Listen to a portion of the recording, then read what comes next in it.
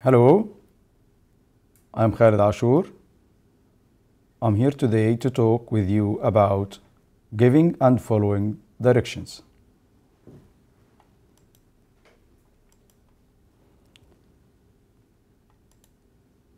Why do I have to learn giving and following directions? Actually, it's a basic skill that we face every day and we are to use every day. Every now and then, where you are going in a street, you face a stranger or somebody who doesn't know where to go, and he asks you. You are forced at this time, or you are trying to help. How can you help unless you know some expressions, some ways to give directions?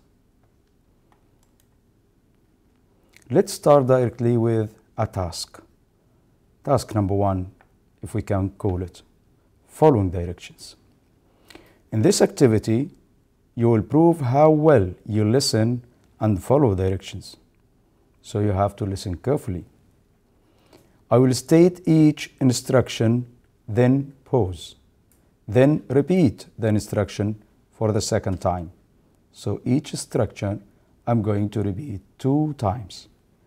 But I will not repeat my instruction a third time. So you must listen very carefully. You should be attentive. Let's start the activity. Have a small sheet of writing paper. Have a small sheet of writing paper. Write your first name on the first line of the paper.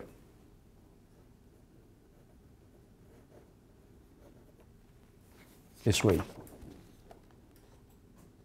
Write your first name on the first line of the paper. Fold the paper in half the long way. This way. Fold the paper in half the long way.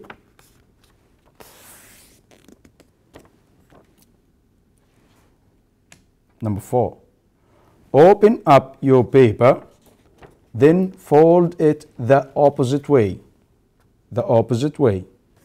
Open up your paper and fold it the opposite way.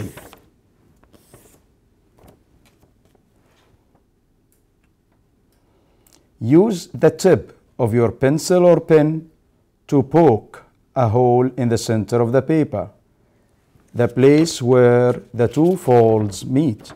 This is one fold, this is one fold. You are going to poke here.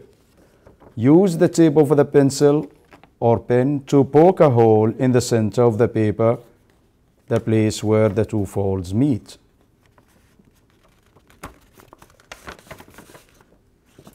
This way.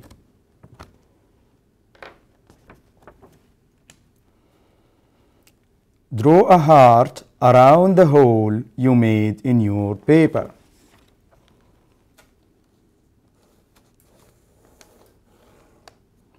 Draw a heart around the hole you made in your paper. This way.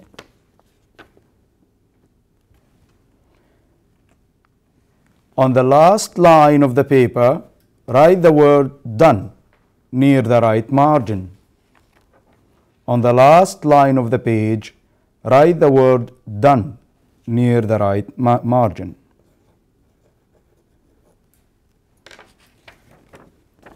This way. Now, what have we done now? Actually, you followed my instructions and I did the instructions with you.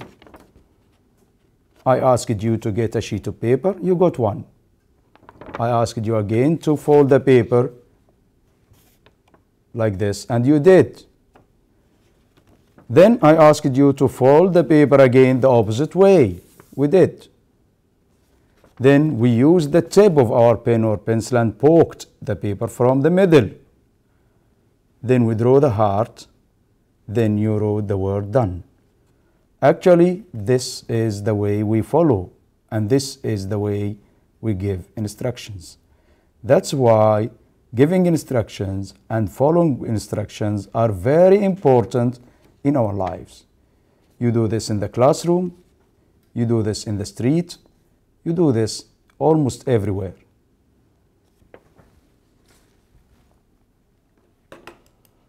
Okay, now we should notice all this.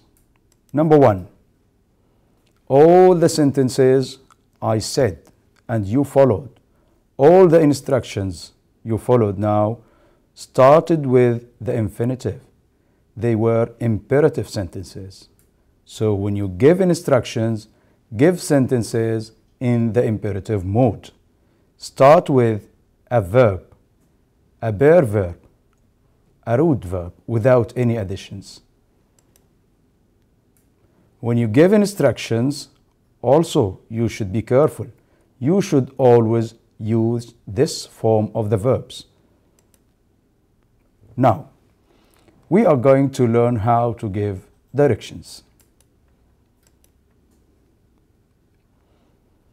Here are some expressions that might help you when you give directions. When you ask for direction, you can use some of these. How do I get to? What's the best way to? Where is? Excuse me, could you tell me where is? Could you tell me the way to? Or even, how can I get to? Now, if you want to give directions, you have to use other forms of or other expressions with this function.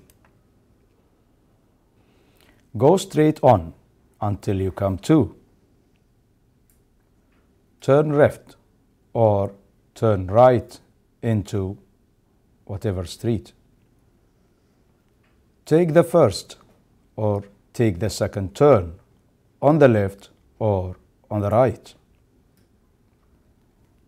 It is on the left. It is on the right. Opposite, near, next to, between.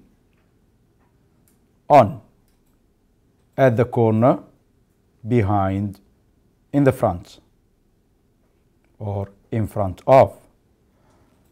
Just around the corner. All these expressions can help ask for directions or even give directions. Even these. Okay. Now, task 2. Look at the map. There is a map here. Look at the map and give directions to a tourist who doesn't know where the post office is. The tourist can ask you or would ask you something like this. Excuse me, where is the post office, please? You are going to say like this. Turn right at the next corner. Turn right at the next corner. Then go straight on. Then go straight on until you come to the traffic lights. Turn left there. The post office is opposite to the cinema. Can you see this? If you go through the process from the beginning, it's the same. Turn right at the next corner, then go straight until you come to the traffic lights. Turn left there. The post office is opposite to the cinema. Clear? Okay? Now, today is your birthday. You invited a friend and you are giving him or giving her directions to get to your home. You can start like this. It's a phone conversation maybe. Hi, what are you doing tonight? Your friend. Nothing. Why? Because today is my birthday and I'm having a party. Do you want to come? Great. Where do you live? Here you start to give the directions. Okay. From your house, here, your friend's house. From your house, walk straight ahead on Khalifa Street. Then turn right on Omar Street. Walk 2 blocks. My house is on the corner of Omar Street and the First Street. Now, where is your house? Is it in block A, B, C, or D? Correct. This is the direction to your house. Now, whenever you give directions, you need to give them in sequence. In sequence, it means if you mix them up, the listener would get lost. He would not get to his place safely. So, you need to give directions in sequence, in order. Here's the way. Sequence is the order in which events happen. Certain words can be sequence clues. We call them sequencers. Some of these clues or sequencers are: first, next, then, after that, finally. Let's see these words or clues in work. Now, help Susan make a sandwich. Remember to use the infinitives and the sequencers. This is step 1, step 2, step 3, and step 4. They should be chain of events. They should be chain of events, we mean in sequence. Susan made a sandwich. Remember, this is 1, 2, 3, and finally, this is 4. Here, Susan, to make a peanut butter and jam sandwich, follow these steps carefully. This one you can say. First, spread the peanut butter on 1 slice of bread. This is the first step. That's why we used first. And here's the verb, infinitive, the verb in the base form. Next, spread the jam evenly on another slice of bread. Next, this is the second sequencer, the second clue. And here's the verb in the base form and without any additions. After that, a new clue. After that, put the 2 slices of bread together and finally hold it tightly and enjoy eating it. Let's go back to these 4 sentences and check.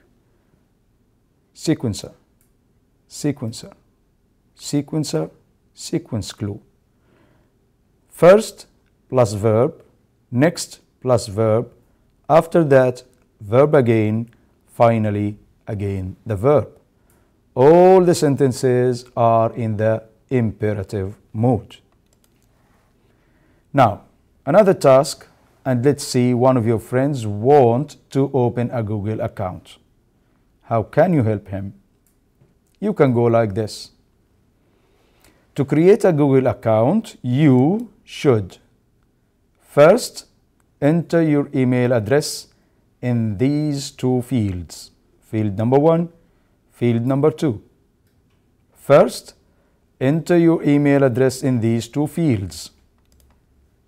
Next, enter a password and make sure it's strong. After that, enter a display name, yours or your company's name. Later, enter the wavy text for security purposes and then click Continue. Remember, you have to check that box. Remember, you have to check that box. You can, from now to then, every now and then, during giving instructions, to remind the listener or to give a hint, an advice to the listeners so that they cannot get lost. Once they are done, click continue, and now your Google account is created. One last practice. Now use the sequencers and the infinitives to give clear instructions for your friend who is willing to open a Google account. This is a repetition. Revise.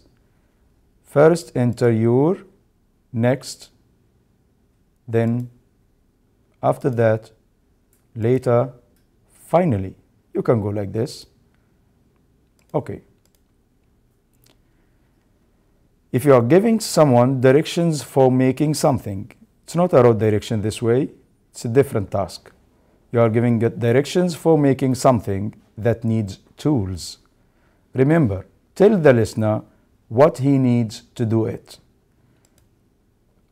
An example is, let's see how we can fix a stuck laptop key. To fix a stuck laptop key, you need some tools. You have to give the listener or the person who is receiving your instructions what tools he needs. To fix a stuck laptop key, you will need the following. Number 1, compressed air. Number 2, cotton swab. Number 3, distilled vinegar. Number 4, a small screwdriver. These things, they are needed. Then you start giving the instructions. When you give the instructions based on these things, the listener will know what and why he is receiving these instructions for you. Now, the first thing, blow compressed air around the stuck key. Make sure the computer is unplugged and turn it off. The second sentence, as I told you, it's to advise or to warn the listener if they need to be warned or given some advice. First, blow compressed air around the stuck key. Make sure the computer is unplugged and turn it off. This is the way you use the compressed air. Next, wash the area around the stuck key with a cotton swab dipped in distilled vinegar. This way. Then, gently scrape around the stuck key with a small screwdriver and dislodge the key with the screwdriver. This way. Now scraping and now dislodging. This is scraping and dislodging. After that, blow compressed air under the dislodged key here to remove dirt. Next, wash the area under the key with a cotton swab dipped in vinegar. This way. Finally, replace the key. Let the vinegar dry and type away. It's done. As we have seen today, when you give directions or when you receive directions, you have to be a good listener. You have to use some expressions that help you do so. Even when you are giving a process that needs some tools, you have to give the tools or to mention the tools for the listener before you give him the instructions. Remember, sequencers you have to use.